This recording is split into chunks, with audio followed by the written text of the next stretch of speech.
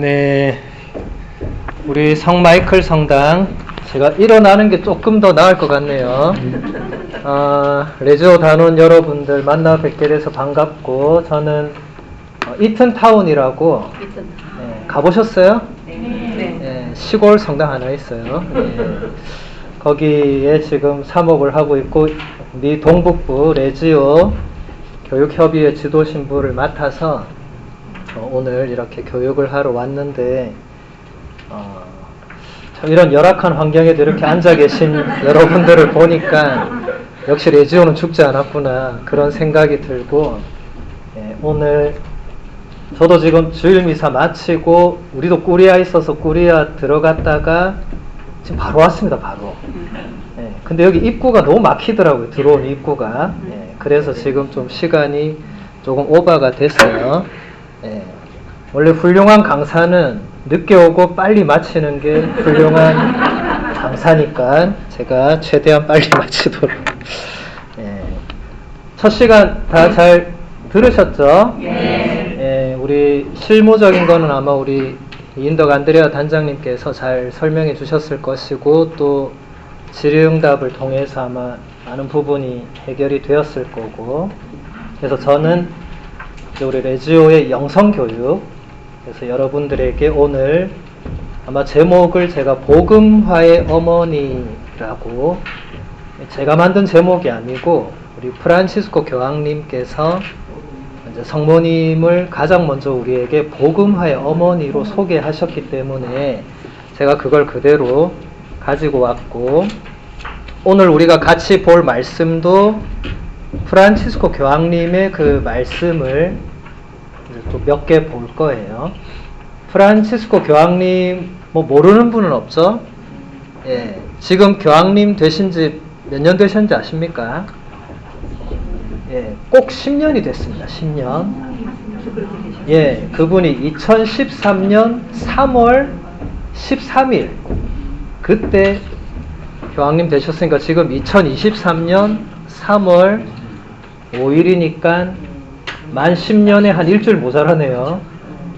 곧 10주년이 되시는 분이신데, 그분이 성모님에 대해서 어떤 말씀들을 하셨는가, 뭐 지금도 우리 교황님이니까 그분이 2013년 10월 12일에 성모님께 봉헌된 토요일이라는, 아마 우리로 치면 이제 성모신 신미사 같은 것을 하는 자리에서 하신 말씀 우리가 잠깐 보고, 그 다음에 우리 교황님 첫 번째 권고집이죠. 복음의 기쁨. 거기서 교황님이 성모님을 어떻게 말씀하셨는가를 같이 보도록 하겠습니다. 교황님이 이렇게 말씀하십니다. 동정녀께서 아들을 잉태한 것은 성모님에게만 일어난 유일무이한 사건입니다. 하지만 선하고 진실한 마음으로 하느님의 말씀을 받아들이고 실천에 옮긴다면 우리도 동정녀 어머니에게 일어난 이 일을 영적 차원에서 체험할 수 있습니다. 곧 하느님께서 우리의 육신을 위하시고 우리 안에 거처하러 오십니다. 하느님께서는 당신을 사랑하고 당신의 말씀을 지키는 이들 안에 거처하십니다. 머리로는 이해하기가 어렵지만 마음으로는 느끼기 쉬운 일입니다. 교황님의 이 말씀은 사실 암브로시오라는 성인의 말씀을 거의 그대로 가져온 거예요. 암브로시오라고 혹시 들어보셨어요?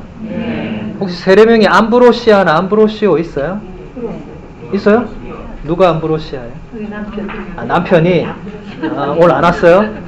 다행입니다. 암브로시오는 4세기 밀라노의 주교님이었죠. 이분이 왜 유명해졌냐면 아우구스티노라는 성인 때문에 이분이 또 덩달아, 물론 원래 뛰어난 분이었지만 유명해졌죠. 아우구스티노 성인은 다 들어보셨죠? 아우구스티노 성인이 원래 그리스도 신자가 아니었는데 암브로시오 성인의 강론을 듣고 회개를 하죠. 그래서 유명해졌죠. 암브로시오 성인이 얼마나 강론을 잘했으면 그 시대의 천재 아우구스티노가 암브로시오 성인의 강론을 듣고 아 이게 진짜 성경 해석이구나 하고 세례를 받게 되죠.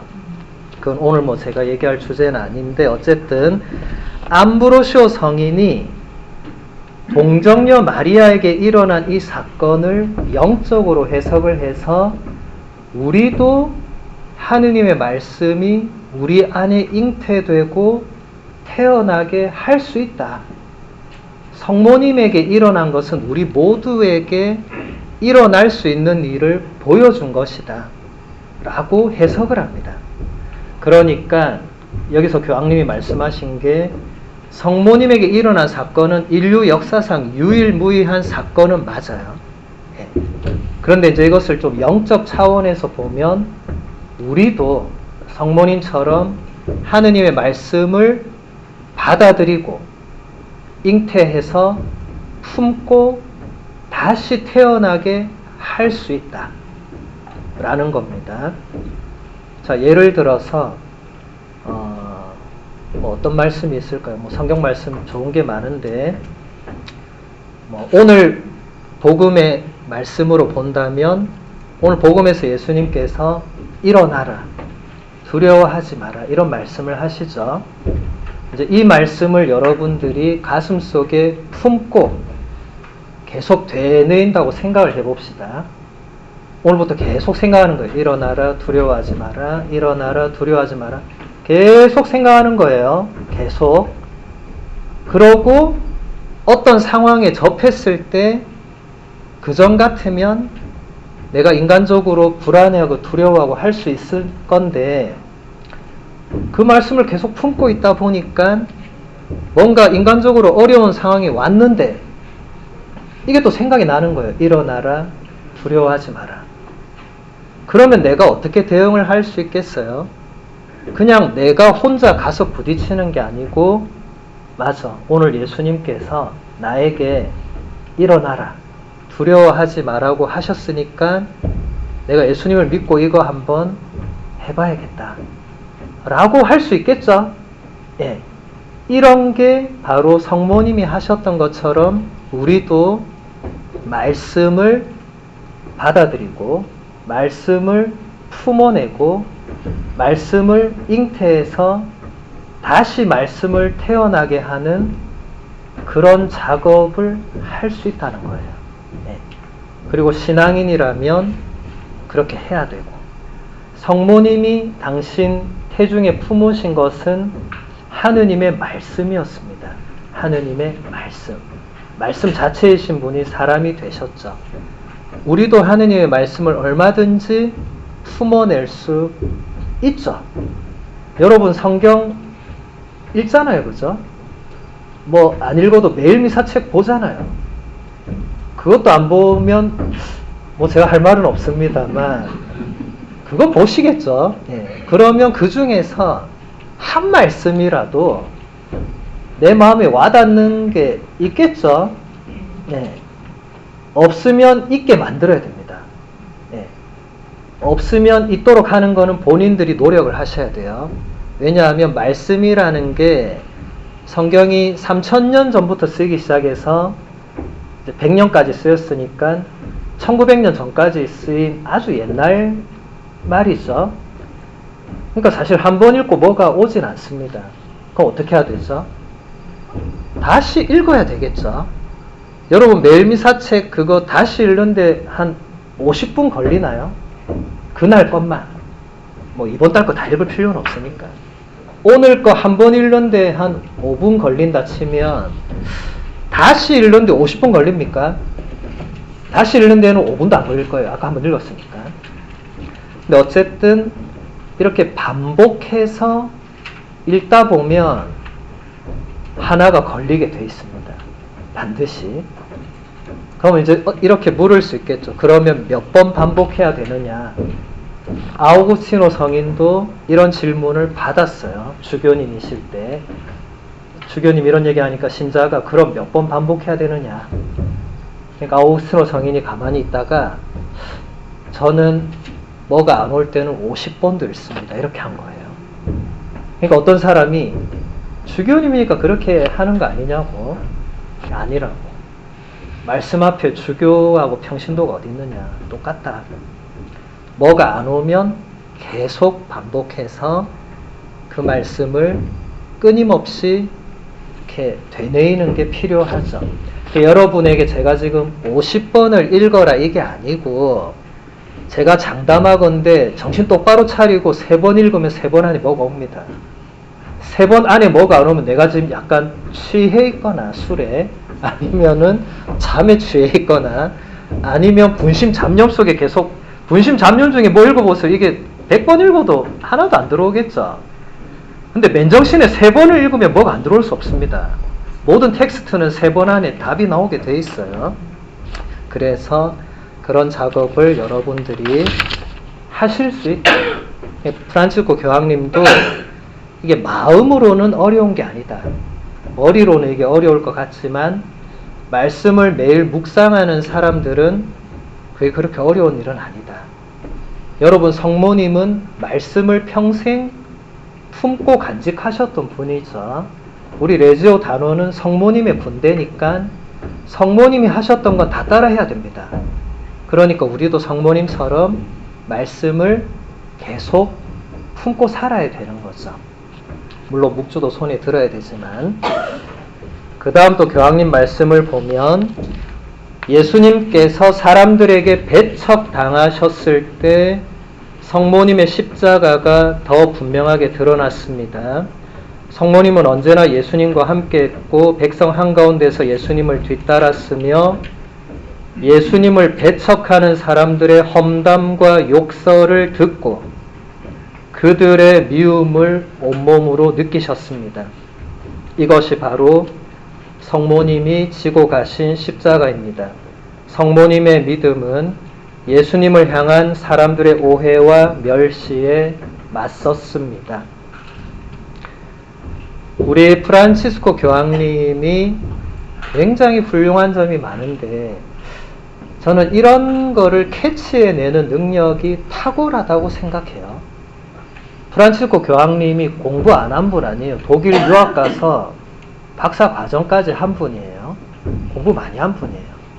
근데 베네딕토 교황님과 굉장히 다른 노선을 걸으시고 베네딕토 교황님은 뭐 세계적인 신학자이셨으니까 프란치스코 교황님도 그에 못지않은 학자였지만 이렇게 신자들에게 뭔가 설명할 때는 학문적인 걸 막 이렇게 하시지 않고 그냥 복음에서 우리가 느낄 수 있는 것, 근데 미처 우리가 생각지 못한 어떤 부분을 이렇게 찝어내는 것.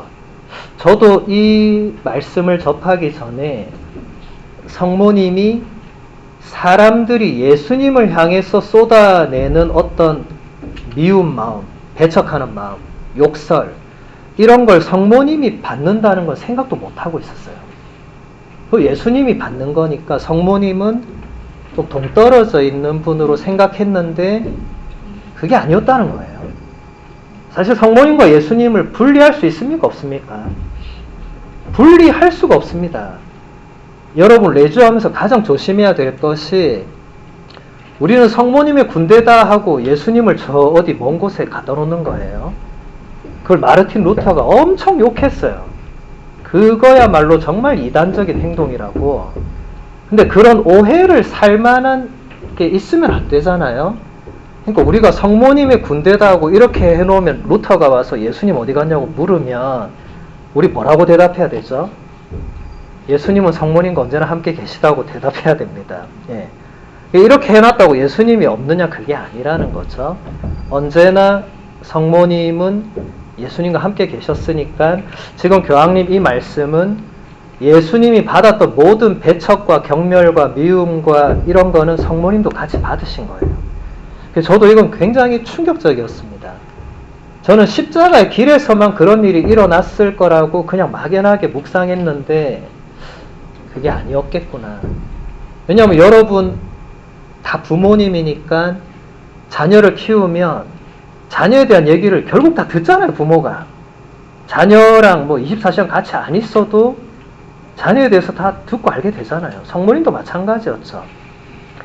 3년 동안 예수님을 따라다닌 건 12제자였지만 성모님이 집 나간 자식이니까 이제 내몰라라 했겠어요?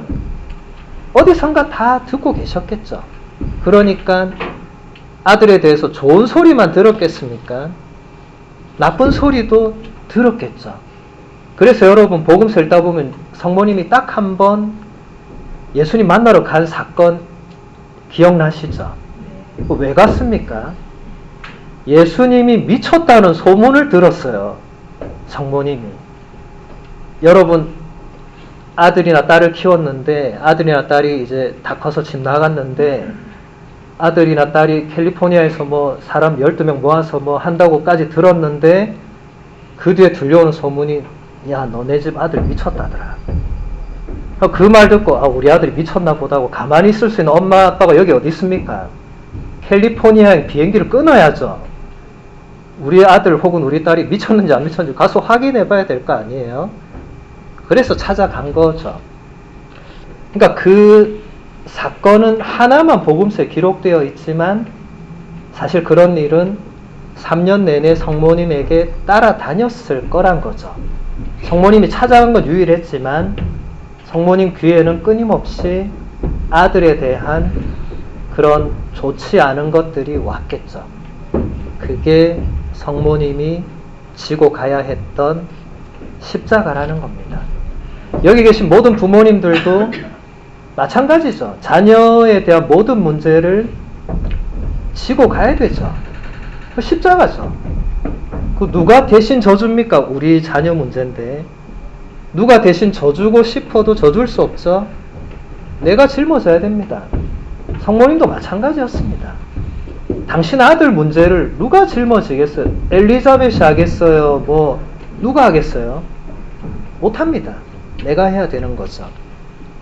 그래서 여러분 성모님이 예수님 공생활 3년 동안 발 뻗고 편안히 그냥 기도하고 지내시는 게 아니고 지금 교황님 분명히 우리에게 말씀해 주신 게 성모님도 3년 내내 예수님과 함께 다니진 않으셨지만 아들과 늘 함께 있으면서 아들이 받아야 했던 그 반대 고스란히 다 받으셨다.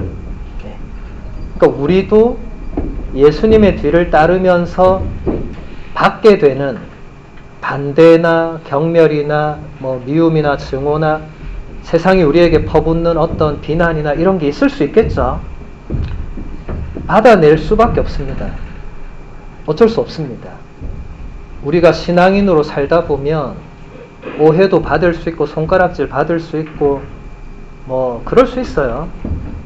어쩔 수 없습니다. 우리 선배들도 다 받아냈습니다. 사도 바오로를 여러분 떠올려 보세요. 사도 바오로는 온 세상을 다녔잖아요. 여러분 사도행전 읽어보세요. 거기서 성공했단 말이 나옵니까? 안 나옵니까? 단 한 번도 성공하지 못했습니다. 사도 바오로야말로 인간적으로 보면 실패의 대명사로 교육해도 될 거예요. 실패를 저렇게 하면 저 다 실패한다고. 네. 바오로는 두 눈 감기 전에 성공한 공동체를 한 번도 못 봤습니다. 그런데 지금 우리는 바오로를 실패자의 대명사로 보고 있습니까? 아니면 뭘로 보고 있습니까? 정말 12사도를 능가할 만큼 복음을 세상에 전파한 교회의 기둥으로 우리가 모시고 있잖아요. 인간적으로는 실패했는데 이게 신앙입니다. 신앙의 논리는 세상 논리와 많이 다릅니다. 그래서 여러분 우리가 이 시대를 살면서 조심해야 될 게 우리는 우리도 모르게 세상 논리에 자꾸 물들어 갑니다. 근데 우리도 모르게 그러니까 세상 논리로 또 신앙을 이렇게 그걸로 또 판단을 해요. 자꾸 그렇게 되면 어떻게 되겠습니까?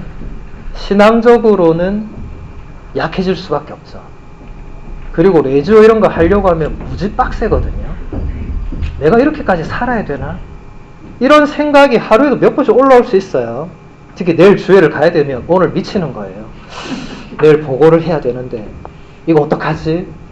옛날 사람들은 밤새서 했을 건데 요즘은 이제 핑계를 만들어야 됩니다. 내가 내일 보고를 하려고 하니까 갑자기 오늘따라 무슨 일이 생기고 근데 이걸 또 어떻게 보고를 그럴싸하게 해야 되잖아요. 그래야 넘어가잖아요. 이게 신앙적으로 쉬운 일이 아닙니다. 근데 이게 자꾸 유혹이 있어. 여러분 보고하기 전날만 되면 유혹이 올 거예요. 자꾸 이렇게 되면 한 번은 빠지고 싶다는 이제 더 큰 유혹이 옵니다. 한 번만 빠지고 내 다음 주부터 열심히 가야지 유혹이 옵니다. 한 번 빠지고 나면 그 뒤엔 어떻게 되죠? 한 번 빠져보니까 별일이 없더라. 천벌 받을 줄 알았는데 아무 벌도 없고 아무 일 없더라. 그럼 또 빠질 수 있겠죠. 이제 이렇게 되다 보면 레지오 때 선서했던 그 마음이 어느 순간 사라지겠죠. 세상의 논리에 우리가 빠져드는 것까지는 제가 어쩔 수 없지만 그걸로 신앙을 이제 잣대를 거기 맞추면 무너지게 됩니다. 급격하게. 네. 여러분 주위에 아마 이미 무너져 있는 분들도 계실 수 있어요. 여러분 그러면 맨날 무너진 사람을 보면서 비교를 해야 됩니까? 아니면 사도 바오로나 성모님을 보면서 내가 그래도 저분들을 따라가야지 이렇게 해야 됩니까? 선택은 여러분이 하는 거예요. 아무도 여러분 선택을 강요하지 않습니다. 하지만 여러분은 이미 레지오 단원으로 선서를 했고 성모님께 내 모든 것을 다 성모님 뜻대로 하겠다고 약속했잖아요. 예. 여러분 약속했죠? 갑자기 왜 다 대답을 안 하세요? 지금 여기 비레지오 단원 모시고 제가 지금 이거 하는 거 아니죠? 다 약속했죠? 예. 했으면 어쩔 수 없는 거잖아요. 돌이킬 수 없는 겁니다. 이게 우리가 신앙적으로 했던 맹세나 서약은 일반 약속과 다른 겁니다. 돌이킬 수 없는 겁니다. 근데 그 대신에 그 열매는 분명히 있습니다. 그것을 우리가 이제 보도록 할 건데, 이제 복음의 기쁨이라는 교황님 권고집을 우리가 보도록 하겠습니다. 복음의 기쁨 들어보신 분 손 들어보세요. 네, 손 내리시고. 읽어보신 분 손 들어보세요. 네, 손 내리시고. 한 번도 못 들어보신 분 손 들어보세요. 네, 손 내리시고. 예. 이미 10년 전에 나온 거니까 그럴 수 있습니다. 예. 한 번은 읽어보시기를. 지금 우리 교황님 10년 동안 이런 문헌을 몇 개 내셨겠어요? 1년에 거의 하나 이상 내셨다고 보시면 됩니다. 한 10개 정도 되는데 하나는 읽어봐야 안 되겠어요? 하나는 우리 교황님 맨 처음에 신앙의 빛이란 걸 내셨고 그 다음 복음의 기쁨을 내셨고 그 다음에 계속 뭐 자비의 얼굴, 뭐 모든 형제들 그리스도는 살아계십니다. 뭐 찬미하여라 기뻐하고 즐거워하여라 지금 뭐 계속 엄청 많아요. 뭐 다 읽으라고 제가 하진 않겠지만 그래도 우리가 모시고 있는 교황님인데 하나는 읽어야 되지 않겠나. 우리가 개신교도 아니고 무교도 아니고 가톨릭이면 가톨릭이 제일 수장이 계속 문헌을 내면 하나는 읽어야 된다. 참고로 제일 짧은 건 자비의 얼굴입니다.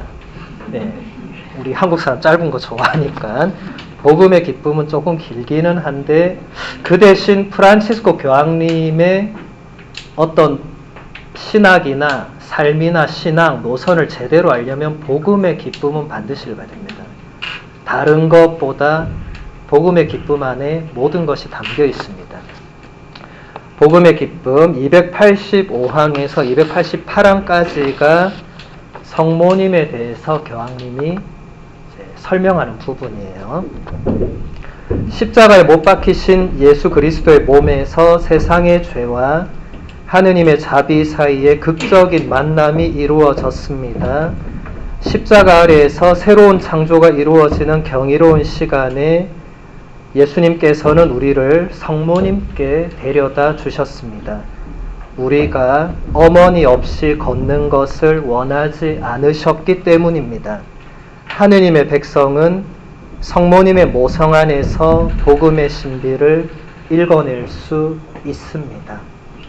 이 첫 단락만 해도 1시간 설명해도 다 못할 내용들을 담고 있습니다. 십자가에 못 박힌 예수 그리스도라는 이 사건을 교황님이 어떻게 풀어내느냐? 온 세상의 죄와 하느님의 자비가 거기서 극적으로 만난다. 굉장히 아름다운 표현이죠. 굉장히 철학적인 표현이고, 우리 교황님이 로마노 과르디니라는 지난 세기의 최고의 신학자 중에 한 명을 전공하셨어요. 그 신학 노선이 그대로 들어가 있습니다. 예수님의 십자가가 단순하게 한 인간 예수가 그냥 십자가에 못 박히고 죽었다가 부활하고 이건 아니란 걸 우리가 다 아시죠. 온 세상의 죄악이 지금 거기에 있고, 근데 그와 동시에 하느님의 자비도 거기에 있고, 두 개가 거기서 만나는 지점이 바로 십자가라는 거예요. 엄청난 신학입니다. 근데 그 엄청난 그 사건에서 더 놀라운 것은 거기서 예수님이 성모님이라는 어머니라는 존재를 우리에게 데려다 주셨다. 그 엄청난 사건이 새로운 창조라고 지금 교황님이 표현을 합니다. 창조라는 사건이 한 번 있었잖아요. 창세기가 전해주는 창조라는 사건이 있었습니다. 그런데 새로운 창조라는 게 나오는데, 그럼 그 새로운 창조의 시점이 어디냐? 성탄이냐? 부활이냐? 십자가냐? 프란치스코 교황님은 새로운 창조는 십자가라고. 놀랍죠? 우리가 생각할 때 새로운 창조는 성탄이나 부활 정도면 이해가 되는데 그게 아니고 십자가가 새로운 창조의 시작이 된다. 지금 그거는 제가 오늘 시간상 도저히 그 부분은 지금 설명은 못하고, 어쨌든 그 새로운 창조의 첫 순간에 하느님께서는 아담과 하와를 창조하셨는데, 이 새 창조에서는 새로운 아담이신 예수 그리스도와 새로운 하와인 성모님이 계시는 거예요. 이거는 지금 제가 강의하는 게 아니라 교부들이 이미 이렇게 설명한 거를 제가 간추려서 얘기하는 겁니다. 교부들도 지금 이 시간에 제가 다 설명할 수 없어요. 제 전공이 교부학이지만 지금 이 시간에는 교부를 설명할 수는 없고, 궁금한 분은 제가 요즘 우리 KCB 가톨릭 방송에서 매달 교부학 강의를 하고 있습니다. 그거 보시면 아마 도움이 될 겁니다.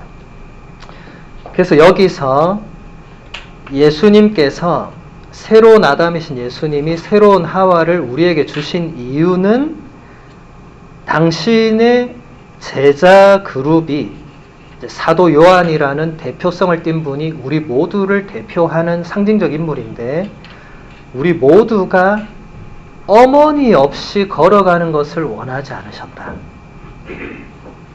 그 요한복음서 19장을 교황님이 굉장히 특별하게 해석을 하는 거예요. 여러분 이제 성금요일 날 반드시 이 복음을 듣게 되는데, 거기서 예수님이 왜 요한에게 어머니를 굳이 맡기셨냐?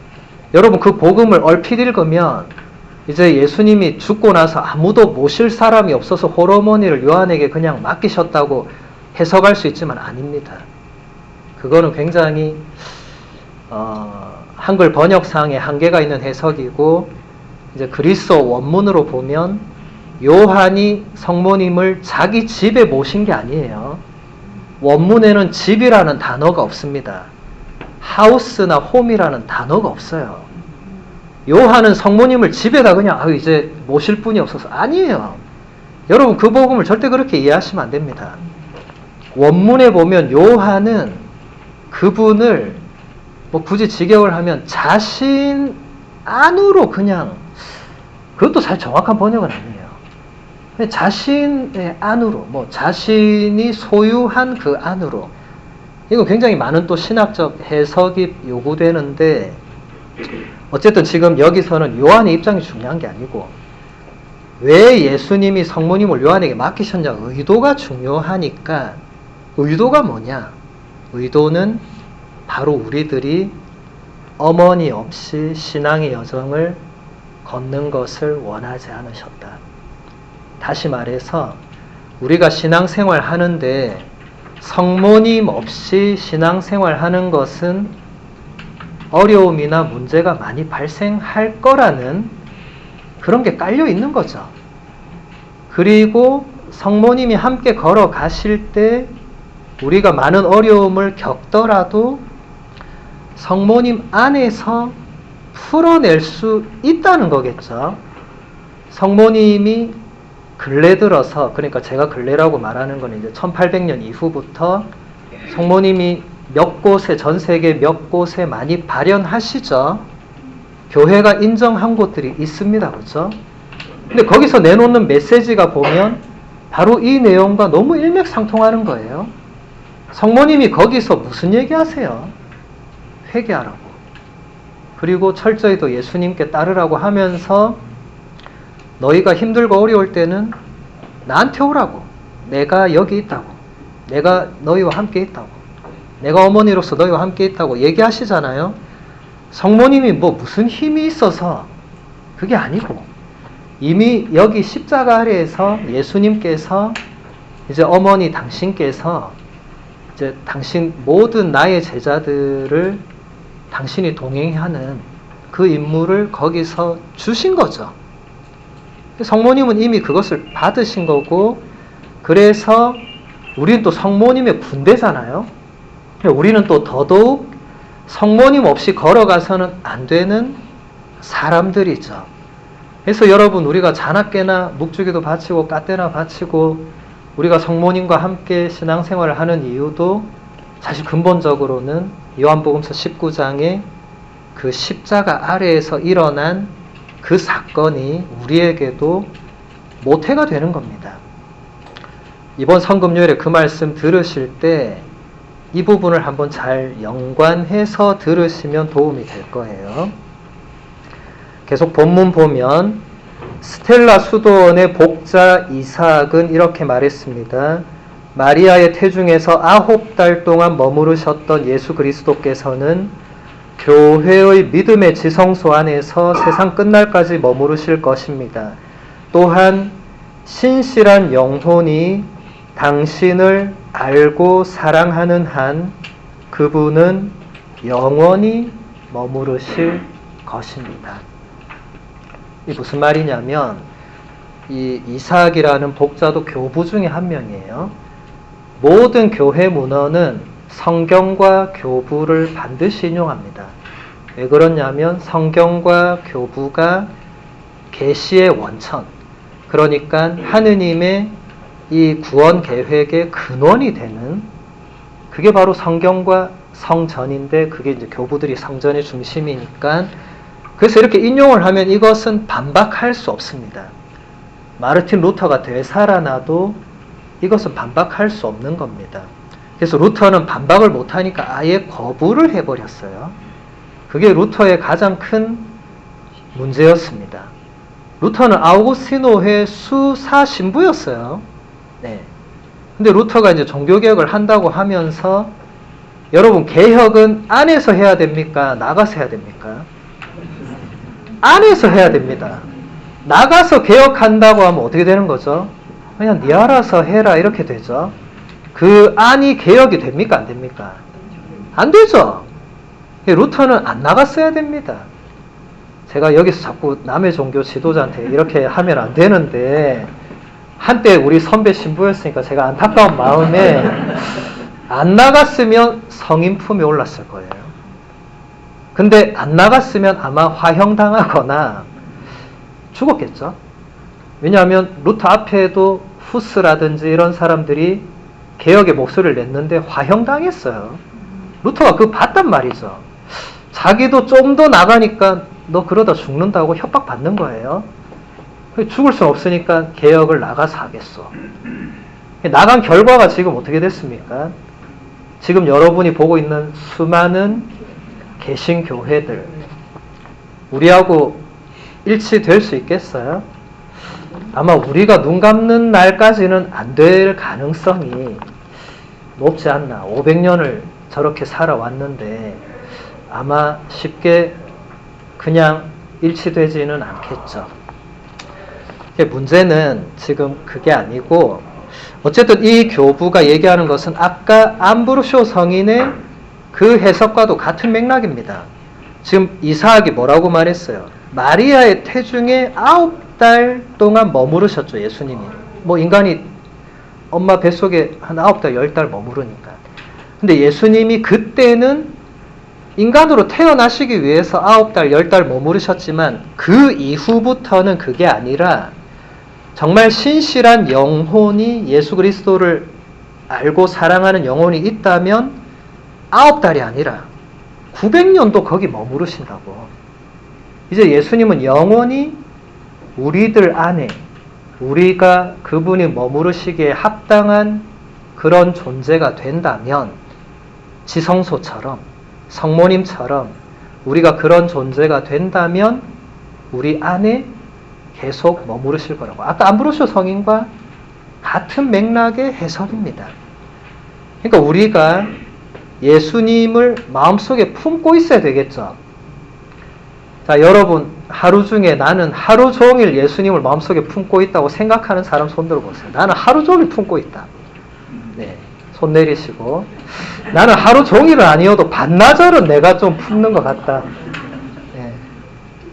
나는 그래도 하루 중에 잠시는 품는 것 같다. 네. 손 내리시고. 나머지는 그러면 전혀 안 품는 거예요? 아니면 고민하는 거예요? 네. 이게 우리의 솔직한 현주소입니다. 사실 하루 종일 예수 그리스도를 생각하는 게 쉽지 않죠.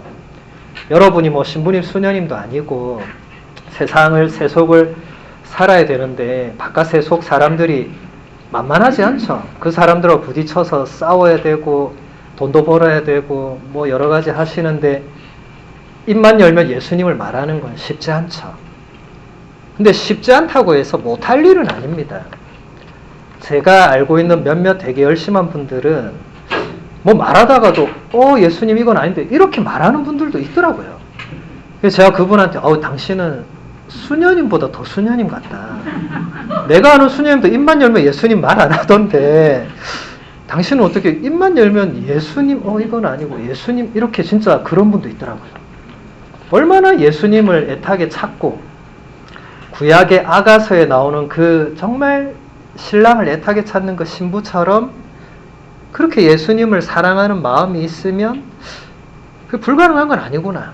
네. 뭐 또 제가 아는 훌륭한 수녀님들은 그런 분이 또 많이 계시고, 네. 신부님들은 그런 분을 찾기가 어려운 것 같아요. 네. 신부님들은 수줍음이 많아서 표현을 잘 안 하는 것 같아요. 네. 저도 그렇고. 네. 그래서 아무튼 여러분들이 지금 제가 왜 손들어 보라 했냐면 손들 용기가 있어야 되잖아요, 일단. 그리고 손들기 전에 생각을 해볼 거 아니에요. 내가 진짜 예수님을 하루 중에 얼마나 생각하는가. 오늘 집에 가서 한번 생각해 보세요. 내가 하루 중에 예수님을 얼마나 생각하는가. 성모님은 하루 종일 누구 생각했겠어요? 예수 그리스도. 네. 거기에 대해서는 뭐 별로 의문이 없겠죠. 네. 그러면 우리가 성모님의 군대니까 우리도 하루 종일은 아니더라도 아까 한 3번째쯤에 손을 들 수 있었어야 됐겠죠. 그래도 반나절 정도는 내가 그래도 예수님 이번 일은 뭐가 잘 안 되네요. 뭐 이렇게라도 할 수 있어야 되겠죠. 그 다음 본문. 성모님은 당신을 만나고 당신의 눈길을 받기 위해서 수고를 마다하지 않고 성지를 찾아온 순례자들을 당신 가까이 불러 모아서 당신과 하나 되게 해 주십니다. 순례자들은 그곳에서 삶의 모든 노고와 어려움을 극복하게 해주는 하느님의 힘을 발견합니다. 후안 디에고 성인에게 하셨던 것처럼 성모님은 모성 가득한 사랑으로 순례자들을 위로하면서 이렇게 말씀하십니다. 걱정하지 마라.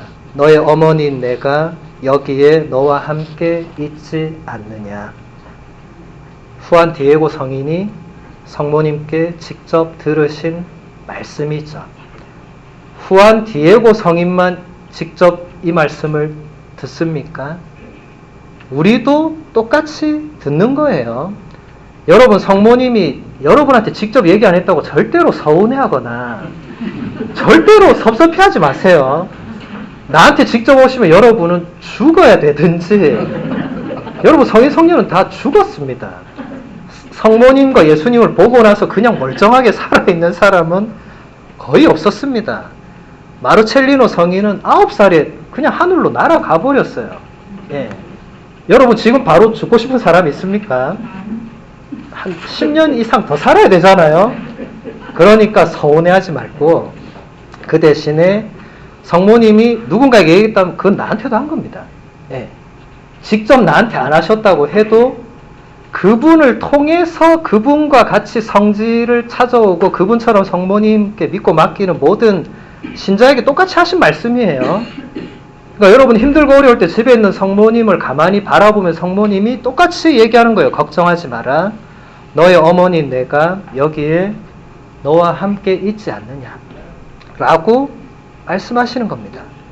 그래서 교황님께서 우리한테 뭐라고 하셨죠? 여러분 삶 속에서 풀리지 않는 게 있을 때는 성모님께 그 매듭을 들고 가서 그러면 성모님이 그 매듭을 풀어주실 거라고. 네. 여러분 교황님이 뭐 없는 말 지어내서 하겠어요? 혹은 본인이 경험도 안 해보고 그냥 신자들은 해보세요 이렇게 하시는 분입니까? 아니죠. 교황님이야말로 평생을 수많은 삶의 매듭들을 성모님께 가지고 가서 성모님이 풀어주시는 것을 체험하신 분이죠. 그러니까 우리에게 그렇게 자신 있게 매듭을 푸시는 성모님에 대해서 말씀하시는 거죠. 그래서 여러분들도 힘들고 어려운 일이 있을 때 여러분 집에 성모상 다 있잖아요. 예. 거기에 촛불 켜놓고 앉아서 일단 묵주를 돌리기 전에 먼저 그 힘든 걸 좀 풀어내시는 게 도움이 됩니다. 그냥 얘기하는 거예요. 어머니, 오늘 이런 일이 있었는데 참 속상하네요. 그럼 성모님이 다 듣고 있습니다. 예. 그 혼잣말 하는 거 아니에요. 여러분 기도는 독백이 아니에요. 그분이 침묵한다고 해서 오늘도 나 혼자 떠드는구나. 아닙니다. 하느님은 우리 기도를 듣고 계십니다. 성모님도 듣고 계십니다. 근데 그분들의 주특기자 최대 장점이자 단점은 바로 답을 안 준다는 거예요. 근데 저는 그게 좋은 것 같아요. 바로 답을 주는 우리 어린애 아니잖아요. 바로 답을 안 주시니까 내가 더 인내하게 되는 것 같고 내가 더 다시 생각해 보는 것 같고 그러면서 내가 더 성장하는 것 같아요. 답을 바로 주면 성장이 안 될 것 같아요. 이거 해, 그래, 너, 그래, 이렇게. 그거는 어린 애들한테, 우리가 유치원 애들한테 바로바로, 그거는 아직 어리니까. 근데 지금 여기 유치원 애들은 없는 것으로 보이니까, 예, 하느님이나 성모님이 바로 이거 해라, 이렇게 답을 안 주시는데, 안 주시니까 여러분이 내가 뭘 해야 될까 하고 찾잖아요, 이제. 예. 그럼 내가 어떻게 해야 될까? 근데 그럴 때 도움을 주시죠, 성모님이. 그래서 성모님이 영원한 도움을 주시는 성모님이잖아요, 또. 예. 성모님은 우리를 도와주십니다. 프란치스코 교황님이 자주 강조하시는데 성모님은 우리를 도와주시기 위해서 언제나 기다리시고 서둘러서 달려오셔서 우리를 도와주신다고. 그 루카복음서 1장에서 성모님이 엘리사벳에게 서둘러 달려가신 그 부분을 교황님이 묵상하시고 우리에게 이렇게 해설을 해준 거예요. 그래서 하나만 더 보도록 하겠습니다. 나자렛에서 예수님을 기르시는 동안 성모님이 체험하신 것처럼 복음화를 위한 우리의 여정도 때로는 느리고 힘겨울 뿐만 아니라 많은 수고를 요구할 수 있습니다. 성 요한 바오로 2세 교황님은 이렇게 말씀하셨습니다. 이 여정을 시작하는 것이 바로 좋은 소식, 곧 기쁜 소식인 복음의 시작입니다. 그런데 십자가의 성 요한의 표현을 빌리자면 이 여정의 시작부터 신앙의 밤과 같은 어려움에 직면하는 특별한 마음의 노고가 필요하다는 것을 어렵지 않게 알 수 있습니다.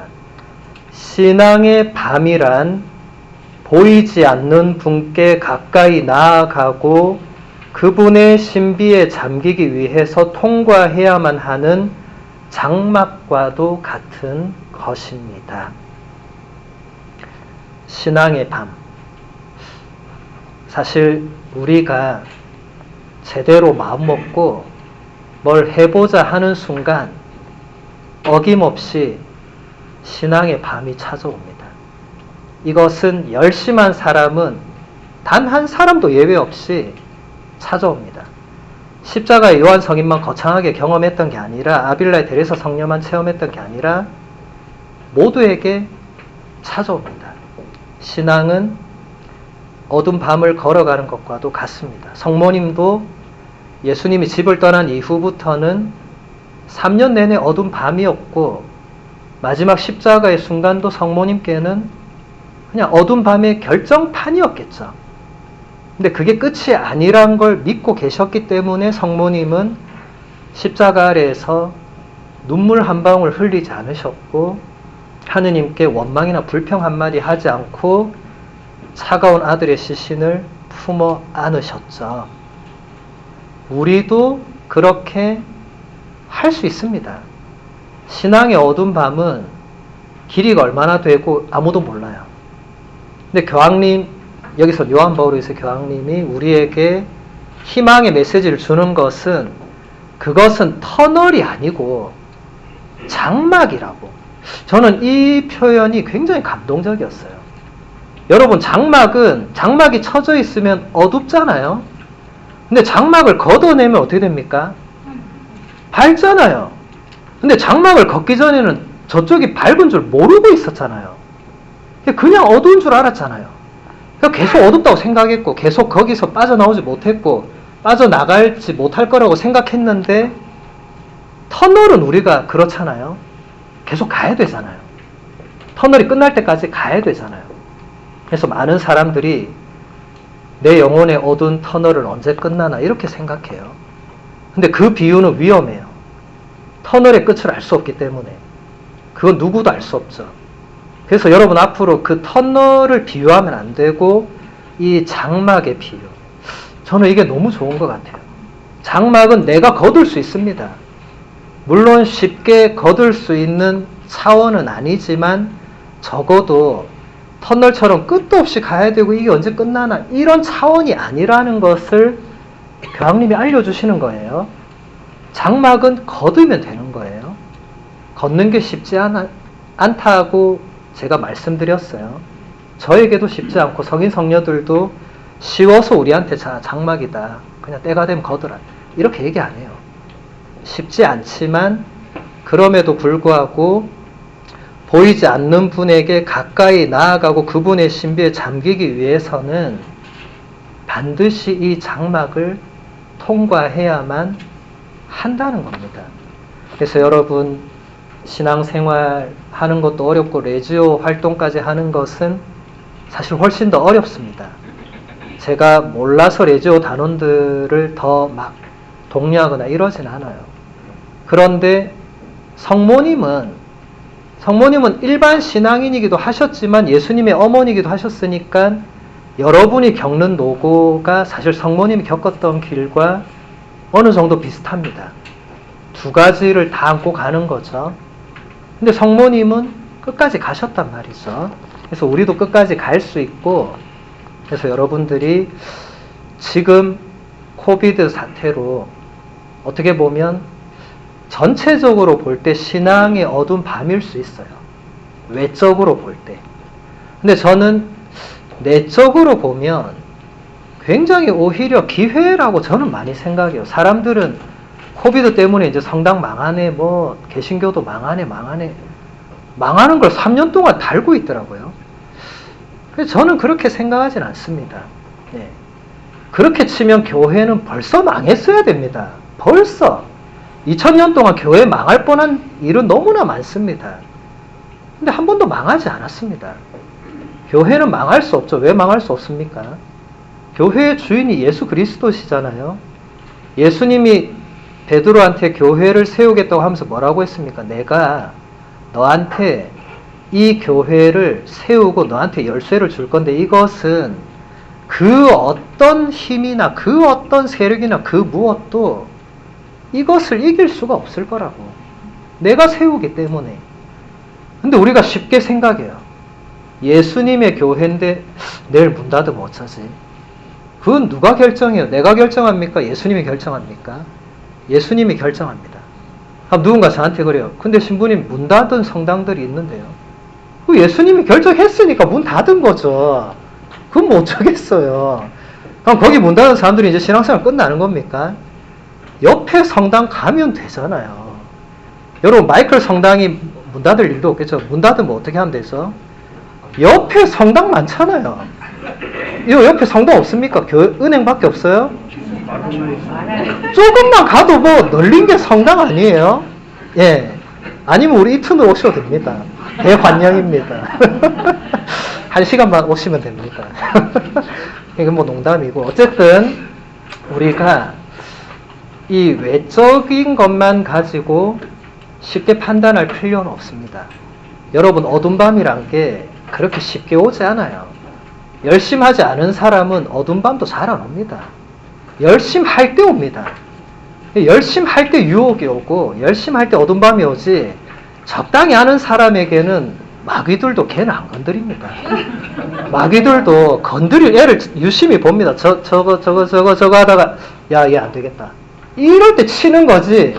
저거 쟤는 놔둬. 놔두면 되는 애들은 안 건드려요. 예. 그래서 아직 어두운 밤이 안 찾아온 사람들은 한번 진지하게 자신의 신앙을 좀 돌아보세요. 나한테 어두운 밤이 한 번도 안 왔다면 아직 내가 그 정도로 열심히 하지 않았을 수 있어요. 물론 또 다른 차원일 수도 있지만. 그래서 오늘은 시간이 많이 되어서 이 정도로 마무리하고 우리가 다음에 또 기회가 된다면 또 이런 시간이 있을 건데 항상 제가 볼 때 시간은 모자라고 우리가 배워야 될 내용은 많습니다. 그래서 제가 오늘 여러분한테 제 상본을 하나씩 가지고 왔어요. 제 서품 상본인데 이거를 이제 하나씩 나눠서 가져가시고 이제 이 상본에 보면 제 이름과 세례명이 적혀 있어요. 이것을 여러분들 집에 가셔서 아무 인터넷 검색창에 이걸 치면 이제 제가 이렇게 하고 있는 강의나 이런 게 많이 나올 거예요. 그러면 특히 오늘 제가 얘기했던 주제들 있죠. 특히 성모님 관련한 주제들은 제가 유럽에 있을 때부터 유럽 전체 레지오 피전 강의도 했고 제가 작년에 여기서 봉쇄교 강의도 했고 제가 성모님 강의를 상당히 많이 했어요. 그래서 성모님 강의도 아마 여기서 많이 찾아보실 수 있고 매듭을 푸시는 성모님도 제가 아예 1시간 강의한 게 있어요. 그래서 그것도 들으실 수 있습니다. 그래서 이거 단장님 신 같은데 하나씩 가져가셔서